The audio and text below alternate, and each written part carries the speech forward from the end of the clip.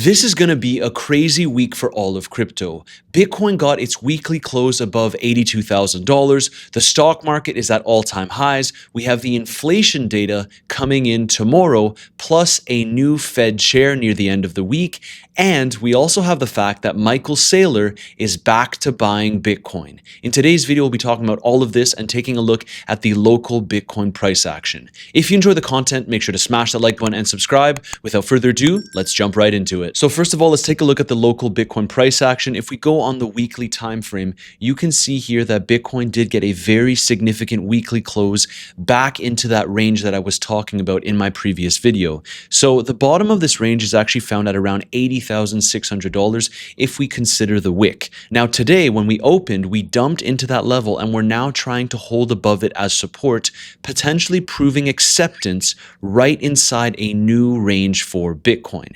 If you've been tuning into the channel, you know that I've been discussing the fact that I still think this could be a bear market relief rally because we have a lot of confluence up ahead. Let's talk about it. So on the daily time frame, if we zoom out a little bit here, you can see that Bitcoin just about tapped into its 200-day moving average, this dark blue line. We haven't managed to hit it quite yet, but in previous bear markets, we actually rejected right before hitting the level. Now, if we are to hit that level, there's a significant cluster of confluence that I want you to pay attention to. Number one, the anchored VWAP from all-time high, connected from 126K to where we are today, and that's found just below $85,000. So between the 200-day moving average and that anchored VWAP, there is a huge confluence zone because it's not just those two levels. We also have the point of control of the tariff capitulation low drop back in the bull market. And so this was a pretty significant level. I drew the line all the way across. That is found right at around $84,000. So currently, as I'm recording this video, Bitcoin is just below 82K, but we have tons of confluence right above the current price action. Now, if the bulls can manage to flip this level, it would suggest that Bitcoin can get a nice move to the upside. It is a huge zone. I would be expecting a little bit of difficulties to break above that zone, but we have a lot to consider outside of the charts this week as well. Because tomorrow CPI comes out and I will make sure to live stream that if you're interested in how the price action develops. So make sure to subscribe, smash that like button, turn on the notification bell because I will be live when this data comes out and we'll be taking a look at the market and potentially entering a live trade. So we have the inflation data. We also have the fact that Michael Saylor did go above par with his stretch product and therefore he has been buying Bitcoin today. He purchased approximately $50 million worth of Bitcoin at the time of recording this video. On top of this, we have Michael Saylor coming out with his AI video saying no more bears. Plus, we have the fact that Trump came out and said Iran's proposal was unacceptable and they have a plan on Iran. But the markets simply don't seem to care anymore because as you can see here, stock markets back to all-time high, plus Bitcoin is starting to show a little bit of strength as we kick off the new week. So we got that weekly close above $82,000. This next zone is going to be pivotal for Bitcoin. Plus, on top of all the confluence that I already discussed, if we take a fib from these local highs at around $98,000 down to where we are today, you'll notice that this golden pocket, which is a typical reversal zone for Bitcoin, is right in between the 200-day moving average and that anchored VWAP from all-time high. So I think this is going to be a massive zone. The reason why I remain in my Bitcoin short at this point in time, and I'm not just waiting to enter a little bit higher, is simple.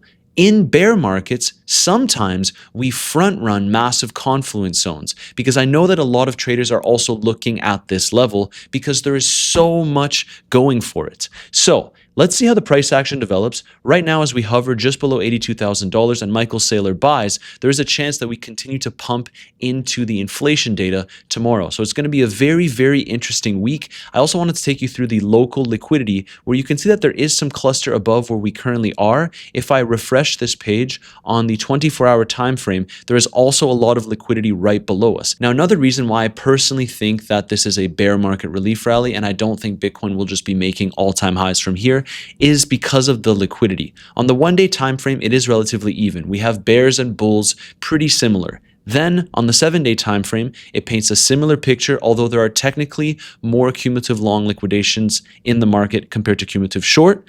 And on the 30-day time frame, this is part of the confluence that I was talking about, where we have way more cumulative long liquidation leverage in the market compared to cumulative short. And I've seen this set up in the bear market, which I'll remind you, we've traded the price action quite well thus far from all-time highs to where we are today. The only rally that I missed on a long so far has been right around these 65K lows.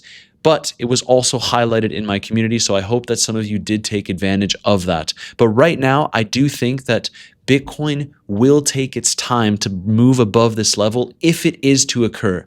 Otherwise, we could be experiencing a rejection from right around this zone. Now, I also want to take a look at some historical price action for Bitcoin. Don't take my word for it. We've had bigger rallies than what we're seeing thus far. From the low to the high, it was approximately a 47% rally for Bitcoin, and then we ultimately rolled over. Now, if I zoom out a little bit more here and we go back to 2018, not just the 2022 comparison, you can see here that Bitcoin did actually move all the way up to its 200-day moving average, get rejected, and then we ultimately popped back up again later in the year in June. So we created that low in June, got another rally, then dropped further. If we go back to 2014, there's also some pretty similar price action here where we actually made it above the level that I'm highlighting, this 200-day moving average, chopped around a little bit, and then rejected further. So how I would play this from a trading perspective would be, and keep in mind this is the weekly time frame,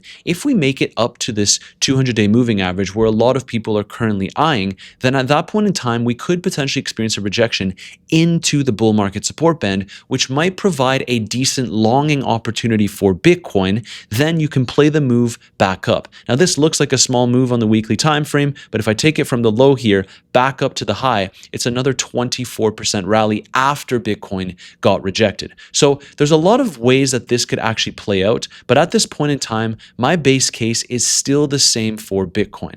I think that what we're seeing is a bear market relief rally. I know I've repeated myself on this topic, and just to be perfectly clear, especially if you're new to the channel, you know exactly what I'm about to say. If you've been watching my videos, I still hold spot Bitcoin. So I'm positioned either way, but at this point in time, from the lows to where we went to today, Bitcoin is up almost 40%, similar to that previous bear market. It's going to be a very, very interesting week ahead with likely a lot of volatility. If Michael Saylor can continue to support the price of Bitcoin and he keeps on buying, then yes, of course, we can continue to climb. Now, I don't like the fact that it's potentially just one guy that's buying tons of Bitcoin, because if we take a look at the Coinbase Premium Index, you'll notice that there is still significant outflows from the Coinbase side of things. We are in deep negative, meaning there is some dumping coming from the US side of things. Now, I also needed to bring this to your attention, which is the stablecoin dominance.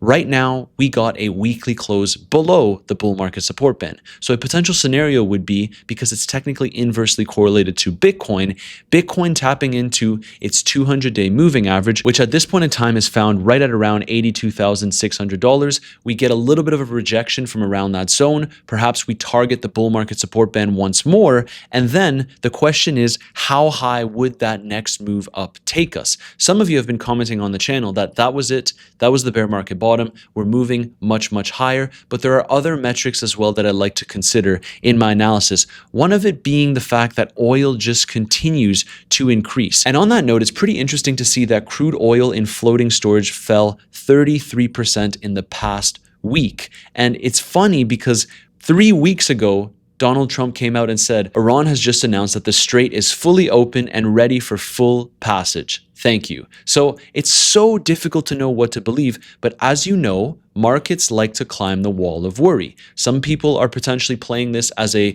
Bitcoin will catch up to the stock market, but we have also seen in bear markets, stock markets make all-time highs while Bitcoin continues to struggle. So let's see how the price action develops. Right now on the 4-hour time frame, you can see that every single time we get a drop into this more local area of support at around $80,600, we manage to hold there. And right now, this is looking pretty bullish. We cannot ignore that fact. We are still in an uptrend. $80,600, if you didn't know, is very crucial for Bitcoin simply because it's the bottom of that previous range, which we've highlighted time and time again. So if we start gaining acceptance approximately $1,000 lower and we get candle closes below that level, that would suggest that maybe the move down to the bull market support band found between 76.3K up to 78.7K is ready to come, and then perhaps we can play that long if you're interested in trading both directions. I will share exactly what I do in this market, mainly within my community. So if you want to know how I'm trading this, whether the price goes up or down, you do have the first link in my description down below. If you DM me the keyword CBM on Telegram, you'll be able to join my private group, and it is completely free because you're trading with your own capital. The only minimum requirement is that you've signed up with one of the affiliate exchange links down below and you start trading on there as you'd normally do. My go-to exchange is Bluffin. So let's see how the price action develops.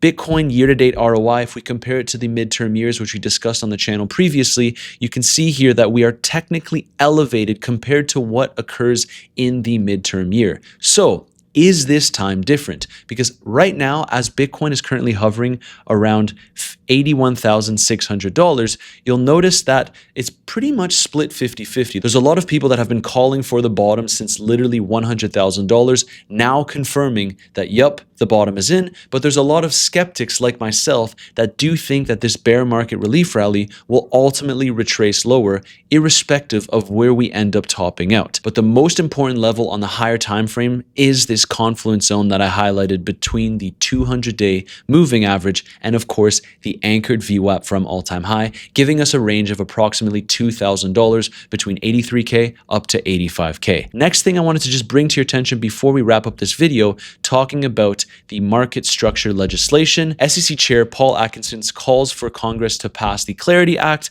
and send it to the president's desk. So let's see what happens here. We also have the fact that we're getting a new chair for the Federal Reserve as of the 15th, I believe, but Jerome Powell will still remain on board. So this could ultimately impact the markets. And President Trump did come out recently, right before I recorded this video, saying that the ceasefire between the US and Iran is unbelievably weak and on life support. And in typical fashion, oil prices started rising again. So currently, Bitcoin sitting at $81,600, a very, very interesting zone for the bulls to hopefully push past.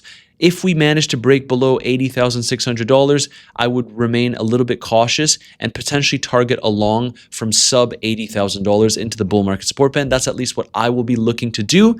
And if we break up above here into this massive confluence zone, please be prepared for potential resistance. And that sums up today's quick video. So much is going on this week. Remember, tomorrow I will be live streaming the CPI data. So make sure to smash that like button if you enjoyed the content, subscribe, turn on that post notification bell, and I'll see you in tomorrow's live stream.